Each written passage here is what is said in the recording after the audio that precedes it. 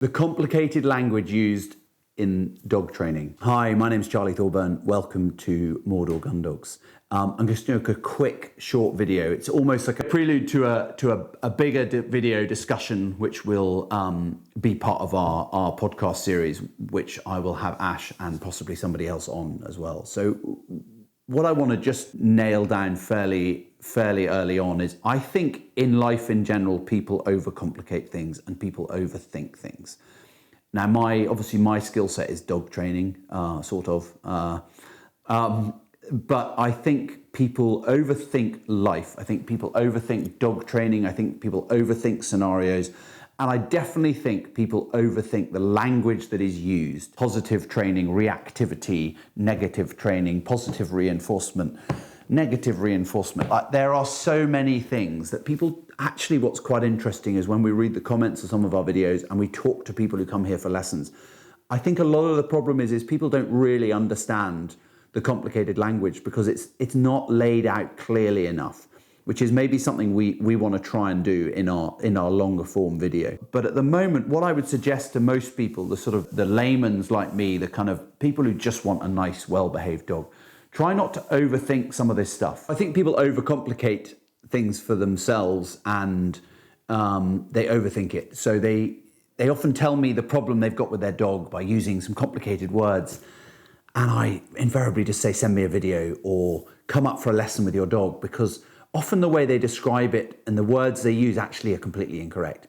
You know, they say they've got a reactive dog and it's just a dog that likes leaves and likes things moving. It's alive, as Ash said in one of the videos the other day. If it didn't react, it would be dead. Don't overthink it. I think the more people kind of go, oh, my dog has this, my dog's anxious, my dog's nervous, my dog's stressed, my dog's aggressive, my dog's reactive, my dog's...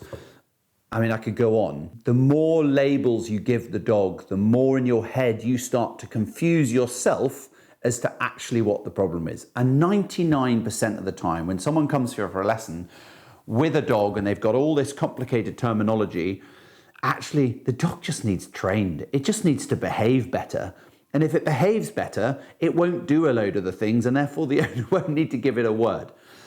So we're going to cover this in a longer video, as I said, but at the moment, for all of you guys watching who are confused by this language, or even, to be honest, some of you who think you're not confused by it, from what I've seen and read, I think a lot of you are confused by the different language used in the world of dog training. And I think probably just forget about it and just try and keep it really simple, because keep it simple, stupid is definitely a motto that I go by. You know, if you can't do a business plan on the back of a cigarette packet, it's too complicated, it's not going to work. And that has come from a number of my friends and clients who are hugely successful people who've built multiple businesses. And I would say dog training is the same. If you can't just explain it simply, if people are having difficulty explaining it to themselves and to other humans, they have got no chance in a Scooby-Doo of explaining the scenario to their dog and getting it right. And I think, so what we need to remember is that we've got to think more like dogs. We've got to think, why is the dog doing it from a dog's perspective, not from a human's perspective?